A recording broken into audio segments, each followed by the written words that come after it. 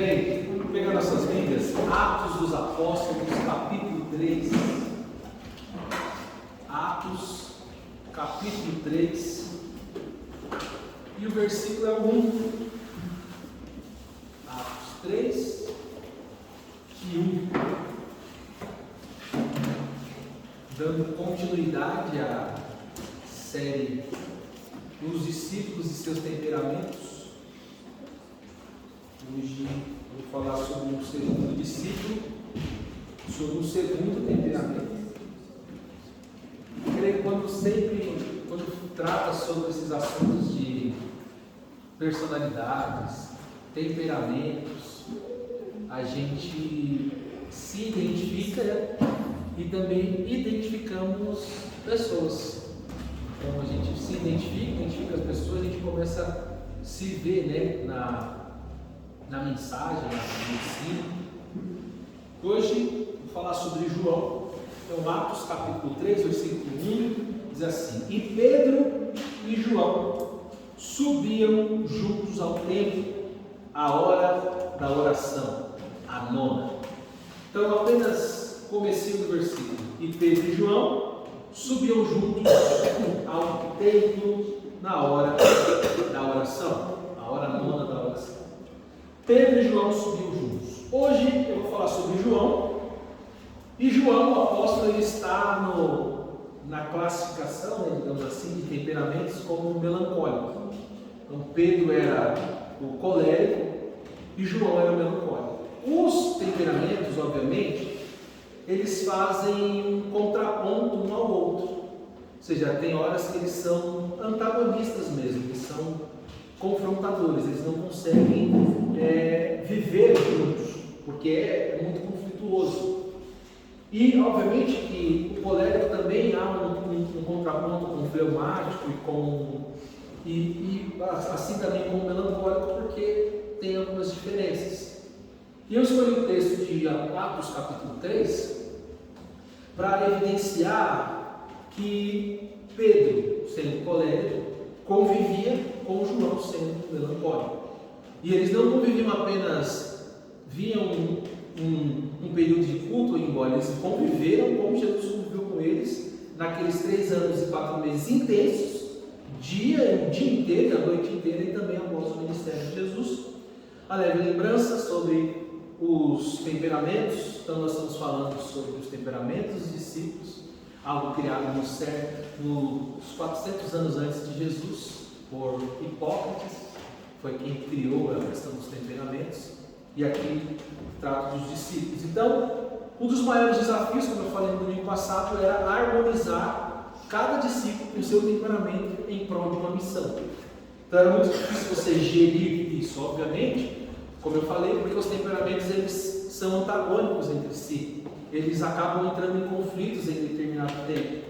E como eu falei sobre Pedro, colérico, que tinha ações rápidas e intensas, aqui eu coloco propositalmente, obviamente, João, que é o colérico, que é o oposto do Pedro. Eles têm, obviamente, todos têm um lado positivo, um lado negativo, e obviamente eu não estou rotulando as pessoas, não vou nem rotulando os discípulos e nem rotulando nós que sabemos um pouco do temperamento que temos, porque você não é só o temperamento. Pedro não era só o temperamento, existem muitas coisas que envolvem o ser humano. O temperamento, obviamente, é algo importante, mas não é tudo. Então você não é só isso. Você não é só colérico, você não é só melancólico, você não é só fleumático, e você não é só sanguíneo. Você tem outras qualidades, tem outras formas também, mas essa é a forma de entender. Uma das características do melancólico é chorar com facilidade, ele é sensível, leal, introspectivo, amoroso. Alguns pontos, obviamente, que ele tem como negativo e positivo, ele tem ansiedade, indecisão, perfeccionismo excessivo, que é a busca pela perfeição, e essa busca pela perfeição causa nele ansiedade e dificuldade de tomar decisões, ou seja, ele se preocupa com os detalhes. E tem também uma certa tendência ao pessimismo e uma dificuldade de socialização, medo de rejeição. Ele tem criatividade, sensibilidade, inteligência, lealdade. Então ele tem os seus pontos negativos e os seus pontos positivos. João era o discípulo que traz escrito que era aquele que encostava a cabeça no peito de Jesus. Isso aqui, essa frase, essa informação que o próprio João traz, ela é culturalmente muito bem entendida do que a gente aqui no Brasil, porque a mesa do qual o judeu comia, ela era posta no chão, e quando eles se apoiavam, eles tinham algumas almofadas, e eles apoiavam nelas, eles comiam meio que de lado. Então existia ali um apoio de um para o outro. Então quando um estava do lado, um dobrava para cá e o outro para o outro lado. Um desses apoiava o peito na cabeça do outro. Então era sempre ali em pares para eles conseguirem comer tranquilamente. João era o que ficava ao lado de Jesus. Então João era o que tinha a oportunidade, o privilégio de colocar a cabeça no peito de Jesus. Então quando João traz essa informação, ele deixa claro que ele era o que ficava mais próximo, mais perto, que encostava a cabeça ali no peito de Jesus. Quase sempre quem é melancólico tem como linguagem de amor o toque físico. Ele gosta de abraço, de segurar na mão, ele gosta que você demonstre interesse, não apenas falando, olhando, mas segura na mão, fala comigo, me dá um abraço. Geralmente o melancólico tende a gostar do toque físico. E João, quando ele vai falar sobre si, ele fala que ele encostava o peito na cabeça de Jesus, no peito de Jesus, encostava a cabeça no peito de Jesus. E João, quase sempre, quando ele vai falar de si, ele não escreve dizendo, estava eu e os outros discípulos.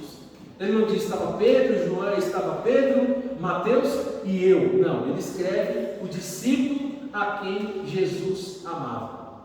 Toda vez que a gente vê no Evangelho de João, o Evangelho de Jesus escrito por João, essa expressão, e o discípulo que Jesus amava, era João falando de si.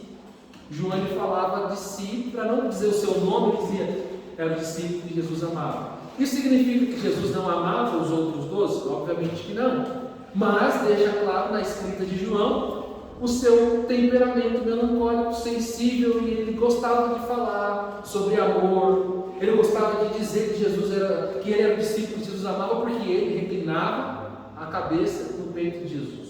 Então, tanto na escrita de João, quanto na forma que a gente vê uns detalhes bíblicos, João demonstra aqui que ele era o melancólico, ele tinha essa sensibilidade. Nas cartas que João escreve, ele se refere às pessoas como filhinhos. Filhinhos, já é a última hora, filhinhos, não pequeis.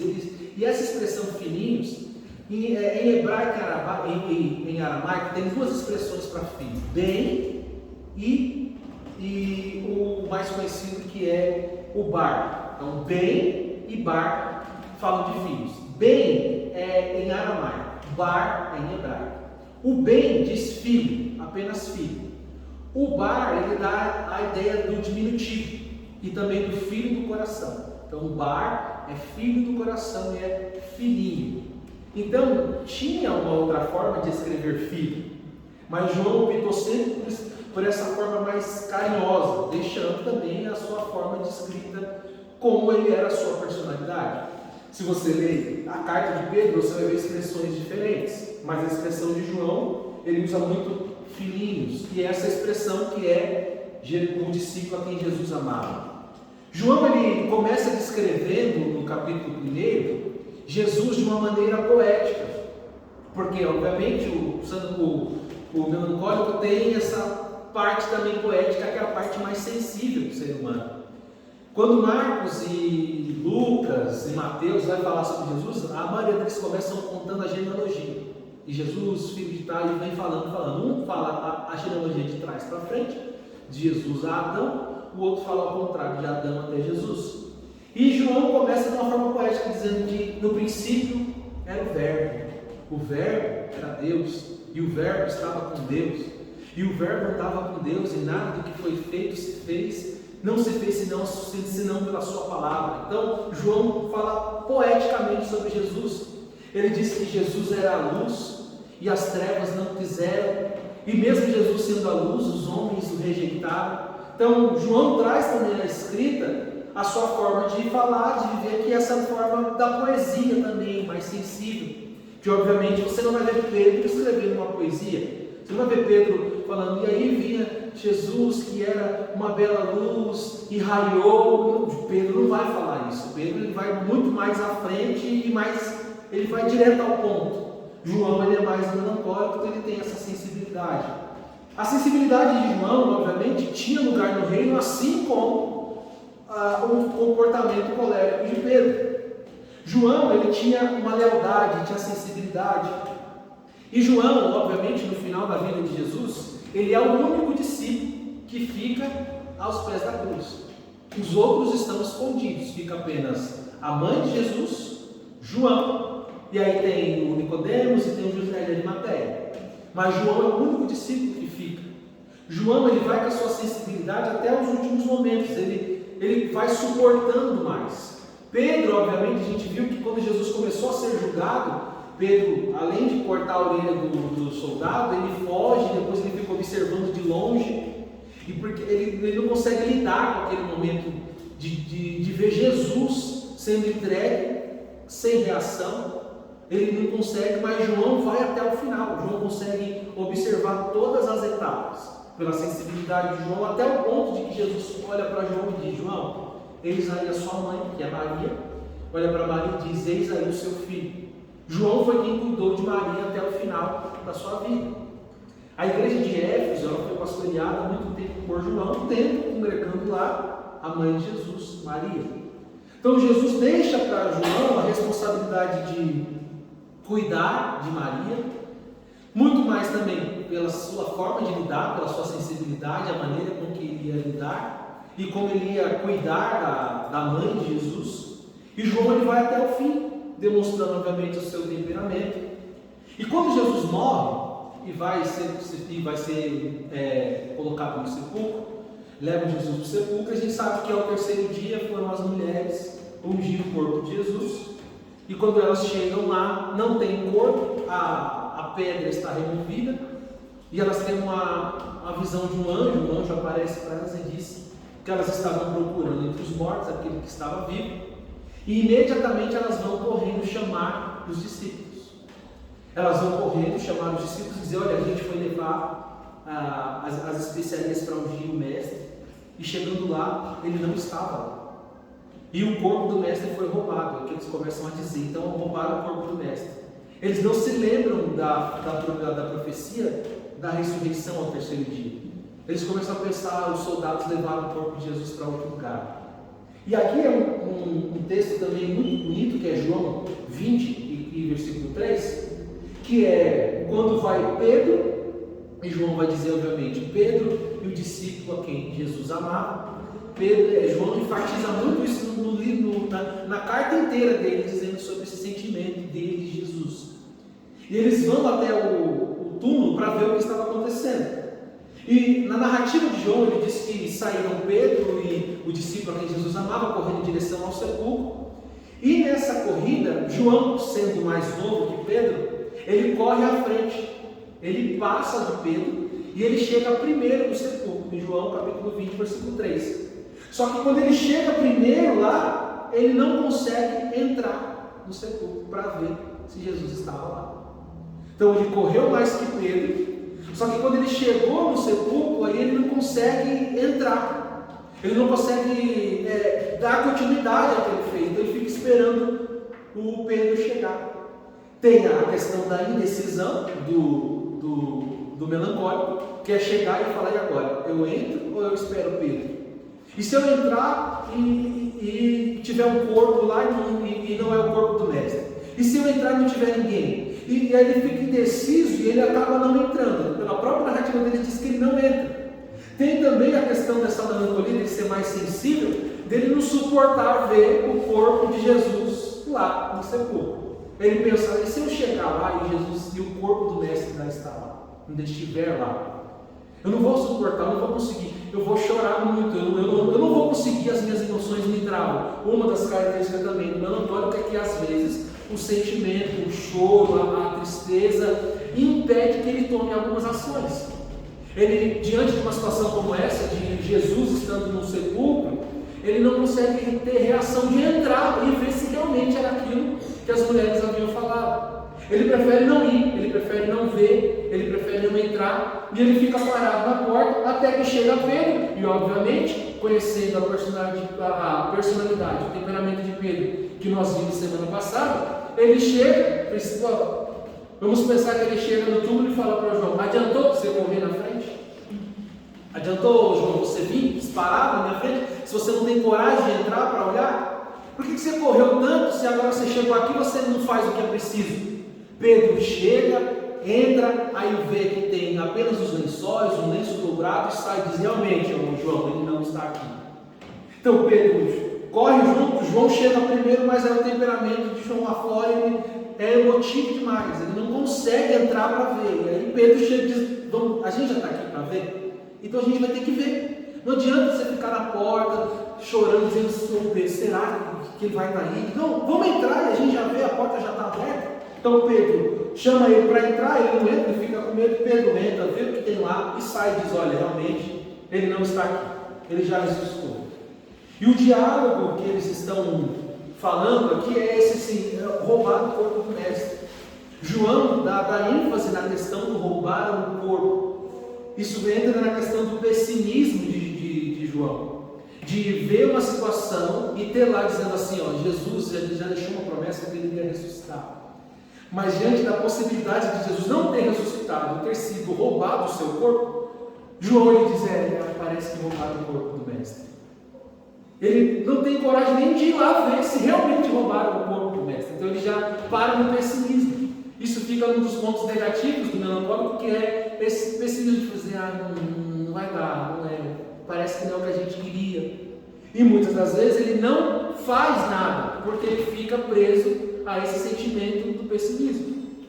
Ele enxerga que não vai ter como, que não vai dar. Obviamente, depois de Jesus ter ressuscitado, eles têm uma segunda parte, que é quando os discípulos estão esperando a Jesus aparecer de alguma forma, depois de ressuscitado, e é a hora que Pedro fala que vai voltar a pescar.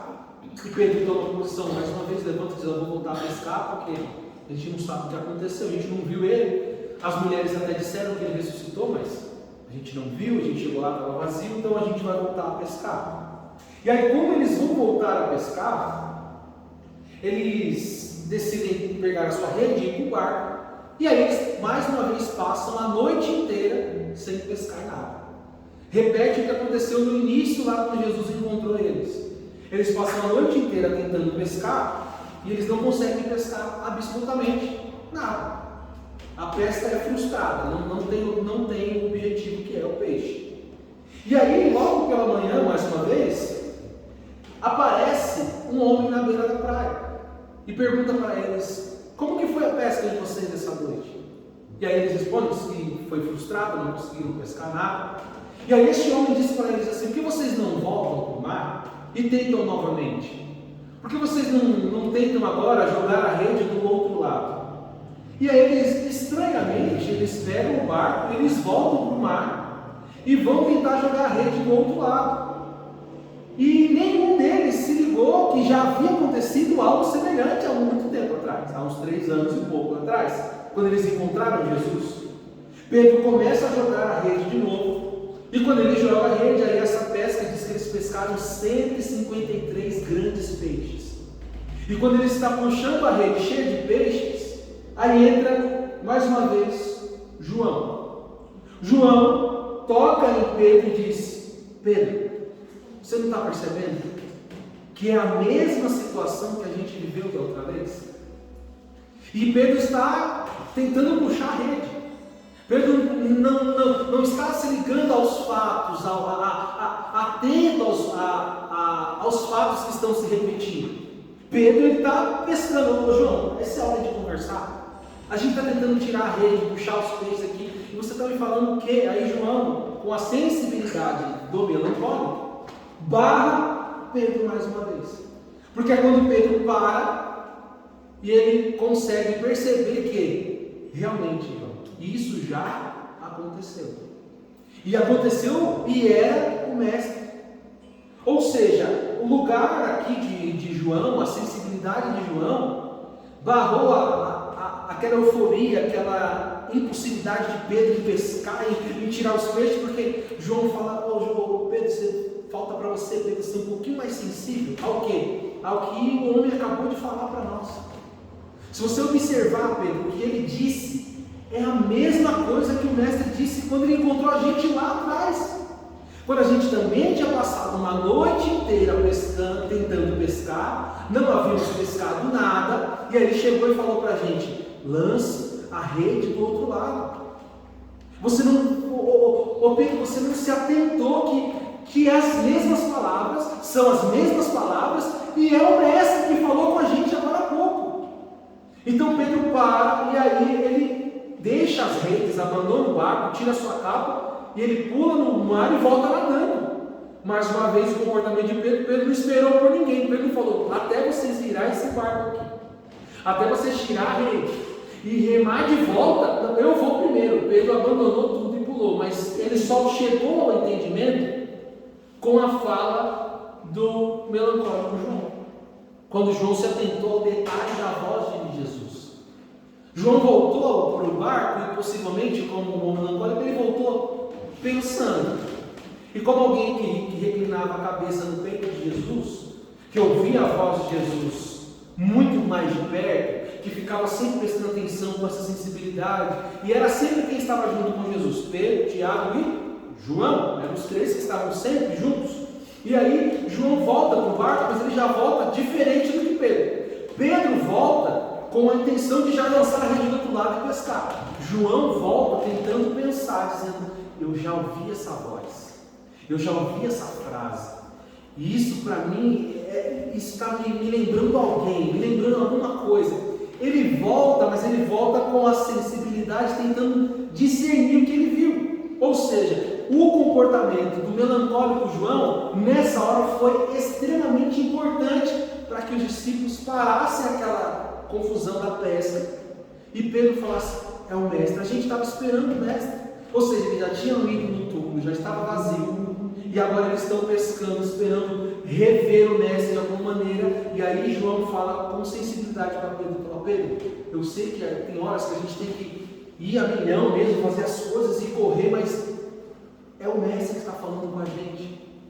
E só João, com a sua melancolia, tinha essa sensibilidade. Mas é muito difícil, como eu falei para vocês, a questão dos comportamentos antagônicos que se opõem. É muito difícil você chegar num colérico no auge da sua energia e tentar parar ele de alguma maneira para que ele seja um pouco mais sensível, um pouco mais racional, um pouco mais coração, digamos assim, que ele pare um pouco. É muito difícil você conseguir.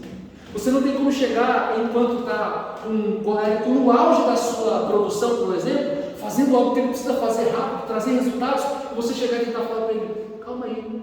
A pior coisa do mundo é você chegar num colérico como Pedro e falar para ele, no auge da sua energia, dizer: calma.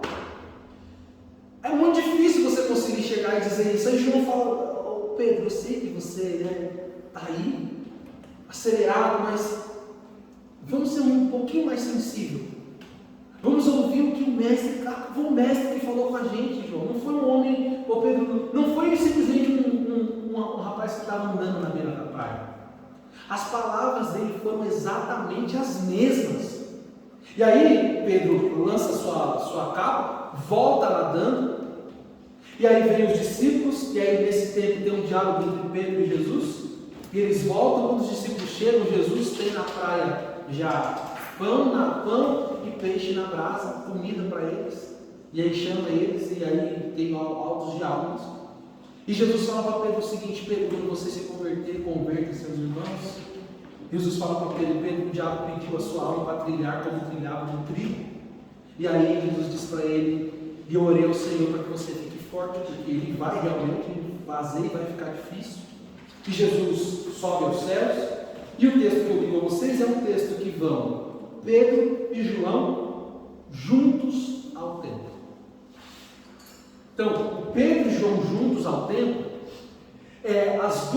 os dois temperamentos antagônicos indo juntos ao templo. Indo juntos, e o juntos não é apenas acompanhar o caminho.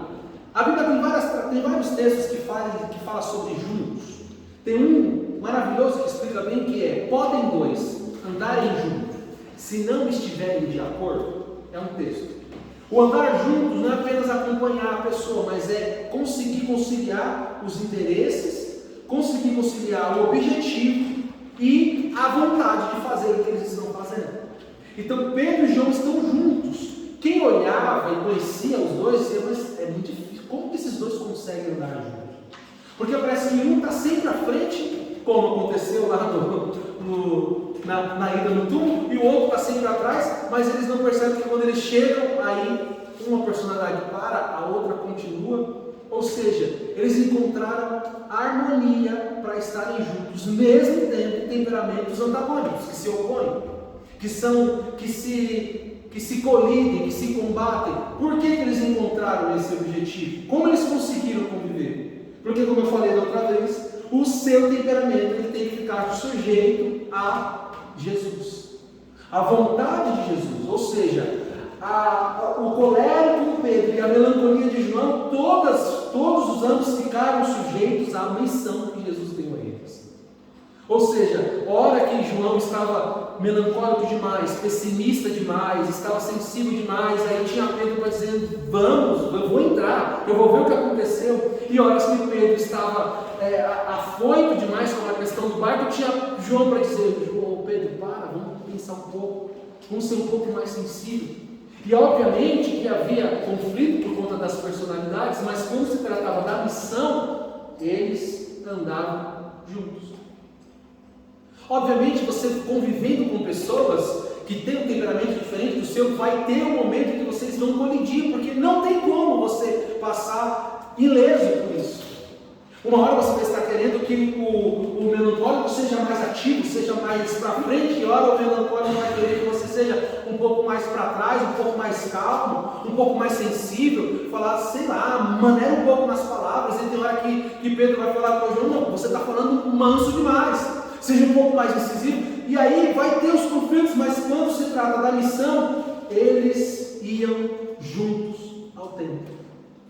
Ou seja, eles conseguiam conviver pelo bem da missão. Por mais que os temperamentos eles eram antagônicos, eles não se opõem à missão que Jesus deu a eles. Então a missão que Jesus deu, ela está sobre os temperamentos.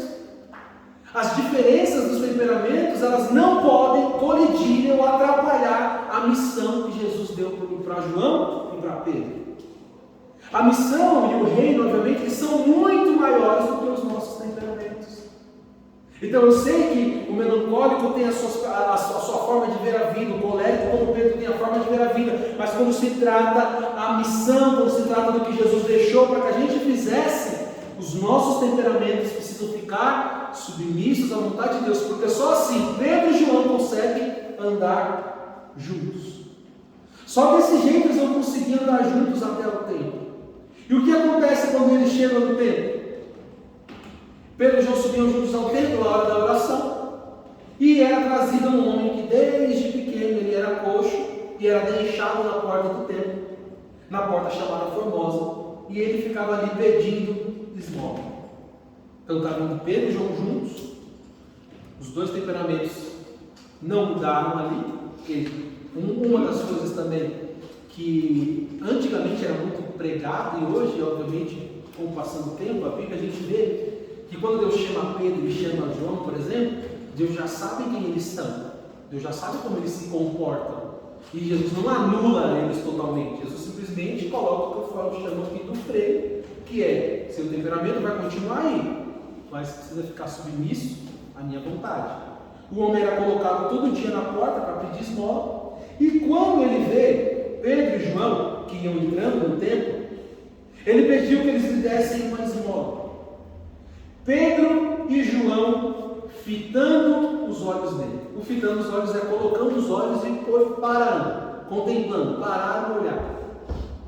João e Pedro têm a mesma ação de fitar os olhos no necessitado. Pedro no seu jeito acelerado e colérico de ser, João no seu jeito melancólico de ser, parou e fitaram os olhos no coxo. Ou seja, nesse momento, o que está acontecendo aqui é você ver a sensibilidade do melancólico contaminando Pedro. Pedro para e fica olhando para o homem, junto com João. A sensibilidade do melancólico de João está contaminando a Pedro, que os dois param e ambos ficam olhando para o aleijado, o coxo. Ambos olhou para ele olha para eles esperando receber alguma coisa. Aí, a sensibilidade de parar, de fitar os olhos do coxo, vem da personalidade melancólica de João. Eles param e ficam olhando. Imediatamente, quando ele olha para eles, aí vem Pedro. E Pedro diz para ele: eu não tenho prata, eu não tenho ouro, mas o que eu tenho eu te dou. Em nome de Jesus Cristo Nazareno, levanta e anda. Obviamente, a fala de Pedro é a fala típica do colérico. O que eu posso fazer por esse homem? A gente pode curar ele em nome de Jesus? Então, aqui eu te digo: levanta e anda. Ele foi direto ao ponto, ou seja, parou aquele comportamento melancólico de João, ele olhou, teve a sensibilidade e logo volta para ele dizendo: em nome de Jesus eu te digo, você está olhando para a gente, você quer esmola. Logo eu vou falar para você que a gente não tem dinheiro, a gente não tem moeda, a gente não tem ouro, a gente não tem prata, e o que eu tenho para você é levantar e andar. A ordem de Pedro é clara: levanta e anda. Só que o verso 7 traz mais uma vez a sensibilidade da melancolia de João, porque o verso 7 é o seguinte: e tomando pela mão, o levantou, e logo seus pés e arteiros se firmaram. Ou seja, Pedro passa e chega a ter a melancolia, olhar, aí logo vem Pedro e diz: levanta e anda em nome de Jesus. Só que logo em seguida Pedro vai e dá as mãos para o coxo. Pensa um homem que era colocado ali desde pequeno, que não andava. Ele não ia ficar em pé num pulo. Pedro tinha que ajudar ele a levantar. E aí pensa Pedro indo para o templo orar, parando, falando para um homem levantar e andar. E agora ele para, pega na mão do homem e vai levantando o homem. E o texto diz que até que os seus pés e os seus artelhos se firmaram. Ou seja, teve um processo de cuidado ali que o Pedro, que cortou a orelha de Malco, dificilmente teria todo esse tratamento, como eu já vi a ordem: levanta, a gente curou, vai. Mas João fala, é como se ele olhasse para João e entendesse: João, entendi. Não é só a ordem, né? A gente tem que ter um pouco de sensibilidade. Pega o homem, levanta e com toda a sensibilidade do mundo. Espera o homem firmar os seus pés arteiros, e aí quando ele se firma, verso 8, ele entra saltando e pulando no templo. Ou seja, João e Pedro, eles conseguem conviver de uma maneira agora que é só a missão que pode fazer isso. João conseguiu fazer Pedro parar para olhar o coxo e ficar contemplando ele. Mas imediatamente ali vem Pedro e fala: João, tá bom, a gente já olhou, agora a gente precisa fazer alguma coisa. Então você consegue observar, obviamente, pela ótica das personalidades, que há um diálogo, que há ali como você entender o que está acontecendo, os dois temperamentos agindo junto. Eles param e olham, e aí obviamente eu estou dizendo: a gente já está olhando ele, e João, agora a gente tem que tomar uma decisão. A melancolia de João traz a sensibilidade, mas traz junto também, lembra? A indecisão, o pessimismo, tudo está em João. Aí Pedro fala: se eu for esperar por João falar para esse homem levantar, João não vai falar. Pedro fala. Obviamente que o texto que eu estou usando aqui, ele está dentro da visão das personalidades, dos temperamentos. Então a gente tem que pensar como é esse olhar dos temperamentos. É João falando, olhando Pedro: olha a situação do homem, Pedro, vamos fazer alguma coisa por ele. Aí Pedro: tá aí, o que a gente faz então? A gente não tem ouro, não tem prata, levanta e anda. Aí o homem está lá, ele continua sentado. O texto é claro, diz que a ordem é dada, mas ele não levanta. Até que Pedro olha para João e diz: agora a gente vai ter que ajudar ele, né, Pedro? Pedro, não é só dar ordem, a gente vai ter que ter um pouco mais de sensibilidade. Ele nunca andou. Ele é colocado aqui todos os dias desde criança. Alguém vai ter que parar o que está fazendo, João, e ter a sensibilidade de estender a mão e esperar que os pés dele se firmem. Ou seja, olhando Pedro e João juntos, a gente pode compreender que nós temos momentos na nossa vida que nós precisamos ter a atitude de João, de parar, de contemplar, mas se a gente também não tiver o ímpeto do colérico para ele dizer: dá uma ordem em nome de Jesus, também não vai acontecer. E depois disso a gente também não pode dizer: olha, eu já dei ordem para você, eu já orei por você, agora você se vira, faz alguma coisa e fica de pé. Na hora a gente tem que dar a ordem, a palavra, mas contar com a sensibilidade de João dizer o seguinte: eu sei que eu dei a ordem, eu dei a palavra, eu confio no que eu falei, mas eu também vou estender a mão para você se colocar de pé. Obviamente hoje nós temos Pedro e João para analisar a nossa vida, mas eles tinham um ao outro vivendo na prática, e era conflituoso, obviamente. Assim como nós temos as nossas personalidades, nós temos a nossa forma de lidar, e nós estamos aqui em prol de uma missão, e a missão é mais importante do que os nossos temperamentos. Obviamente, teremos momentos assim, mas assim como Pedro e João encontrou a harmonia por conta da missão, nós como igreja de Jesus, nós como igreja, como comunidade cristã prosseguindo, precisamos ter a mesma sensibilidade que eles tiveram em pegar os seus temperamentos e colocar sujeitos à missão que Jesus está propondo. Tem horas que o seu temperamento vai querer falar mais alto, obviamente. Tem horas que você vai querer fazer alguma coisa que é típico do seu temperamento. E é a hora que você tem que pensar: a minha atitude vai comprometer a missão? A minha forma de lidar, de falar, de fazer, de agir, vai comprometer a missão? Se ela for comprometer a missão de Jesus, eu tenho que entender que o meu temperamento ele vai até abaixo da missão. Que eu não posso comprometer a missão que Jesus me deu de acordo com o meu temperamento. E se eu sou melancólico, tem horas que eu vou devagar demais, pessimista demais, e aí é a hora que você tem que parar e falar: peraí, será que o meu pessimismo, a minha melancolia está atrapalhando a missão? Será que eu poderia ver mais milagres se eu tivesse um pouco mais da personalidade do colérico, ou de entender que a missão é mais importante? Será que eu preciso agir um pouco mais diferente para que a missão tenha sucesso?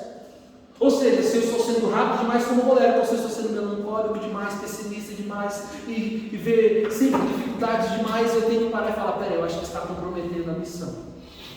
E a missão ela é mais importante do que o meu temperamento. Por isso que é vivendo a missão, debaixo do que Jesus nos dá, e considerando essa missão aqui mais importante do que os nossos temperamentos. E olha que Jesus ele tinha 12, imagine, e aqui os dois estão juntos ali, fazendo a missão acontecer. Quando Jesus foi embora, ele deixou a missão para que eles cumprissem, sabendo exatamente das dificuldades que eles enfrentariam. E Jesus disse: a missão que eu deixo a vocês é essa: pregar em Jerusalém, Samaria, confins da terra, e fazer o evangelho crescer. O reino precisa avançar. Ah, Jesus, mas você não sabia que João ele é melancólico? Ou Jesus, você não sabe que Pedro ele é colérico, ele é demais. Pedro é milhão. Jesus falou: exatamente, eu sei. Porque na missão que eu estou propondo a vocês, como essa missão de levantar o coxo, primeiro você vai ter que ter a sensibilidade da melancolia de João de parar e olhar. E aí você vai ter que ter a personalidade colérica de Pedro dizer: levanta e anda. E imediatamente vocês vão ter que ter a sensibilidade de João para mais uma vez pegar o homem, colocar ele de pé para acontecer um milagre. Ou seja, as nossas personalidades trabalhando juntos em prol do reino vai nos fazer ver milagres como eles viram esse coxo levantar e andar e sair saltando e entrando no templo. E o que causou o espanto nos homens? Os homens olharam e disseram: como que pode esse homem que está há anos aqui na beira do templo? É ele que está pulando? É ele que está andando ali? Como aconteceu isso? Obviamente vai causar o espanto do milagre, porque milagres acontecem quando a gente submete os nossos temperamentos à vontade e à missão que Jesus nos propôs. Então, obviamente, Pedro colérico, João melancólico, no reino eles eram apenas Pedro e João indo juntos ao templo. Eles eram Pedro e João orando e levantando um coxo que estava há anos ali. Aquele homem que estava ali, caído, coxo há anos, você acha que para ele era importante saber qual era a personalidade de Pedro e de João? Era importante ele saber assim: Pedro, você é muito rápido, Pedro, você fala muito. João, você é meio... Para ele pouco importava, assim, essa personalidade não importava nada, ele só queria primeiro uma esmola e ele recebe uma cura. Ou seja, para o necessitado, ele não está esperando ver as nossas personalidades em conflito. O necessitado, ele não está esperando ver a gente discutindo os nossos temperamentos. O necessitado precisa de ajuda. O necessitado precisa levantar, ele precisa viver uma cura, ele precisa receber um milagre. A gente não dá para chegar na frente do necessitado e a gente ficar batendo as nossas personalidades na frente do necessitado. É o necessitado lá, coxo, e Pedro e João brigando. Você está muito devagar, você está muito rápido. E o necessitado dizendo: quem vai me ajudar aqui? E, infelizmente, se a gente não conseguir entender, obviamente, colocar isso na nossa vida e praticar, a gente vai passar por isso. A gente vai estar diante de necessitados e a gente vai estar em conflito, sem conseguir ajudar o necessitado. E como igreja, obviamente, isso vai acontecer muito. Vai acontecer porque temos cada um com a sua personalidade diferente. Mas se a gente conseguir alinhar os nossos temperamentos abaixo da missão do que Jesus quer, quando nós estivermos diante dos necessitados, os temperamentos não vão brigar entre si, vão trabalhar harmoniosamente para que o necessitado tenha aquilo que ele tanto precisa. Por mais que nós tenhamos o nosso ponto de vista, nosso temperamento, para a gente chegar diante do necessitado, o que é mais importante aqui é atender o necessitado. É colocar o nosso temperamento submisso, subjugado, abaixo da vontade de Jesus. Então, eu trabalhei hoje nos dois personagens que mais sejam assim opostos, para dizer que a missão é mais importante. Quando a gente consegue alinhar os nossos temperamentos abaixo, a gente não tem conflito. A gente tem resultados milagrosos como esse do coxo que se levantou. Amém? Feche os meus olhinhos, eu quero orar com vocês. A gente vai cantar o último. Podemos repetir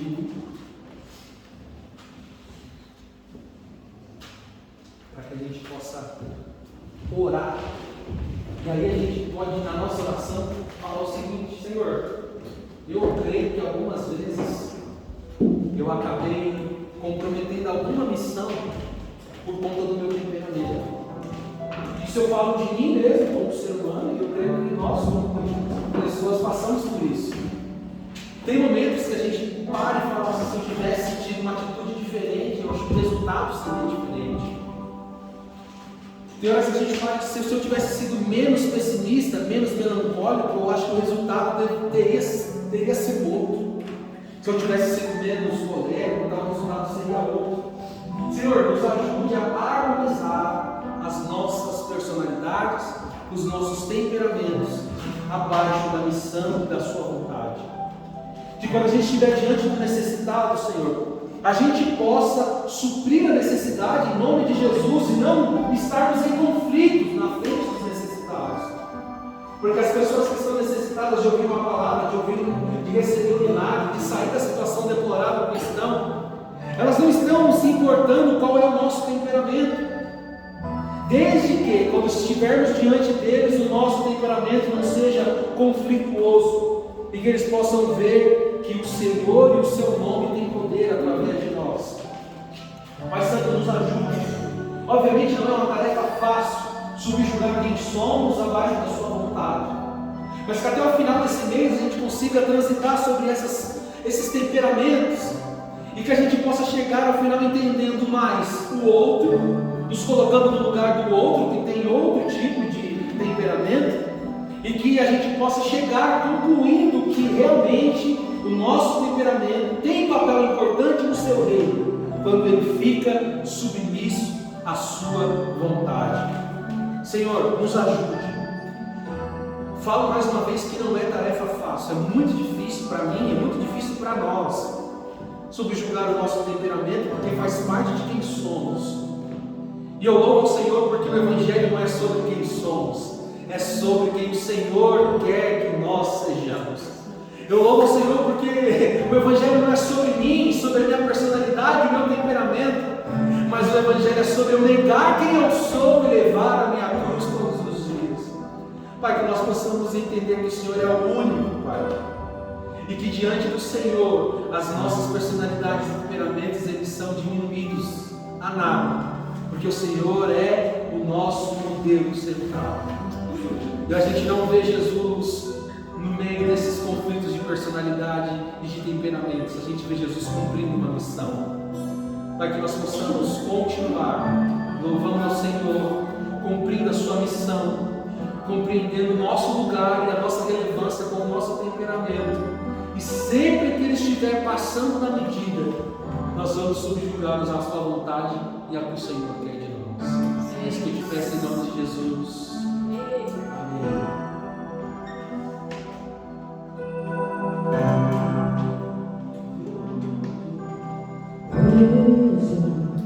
vida está tão perto.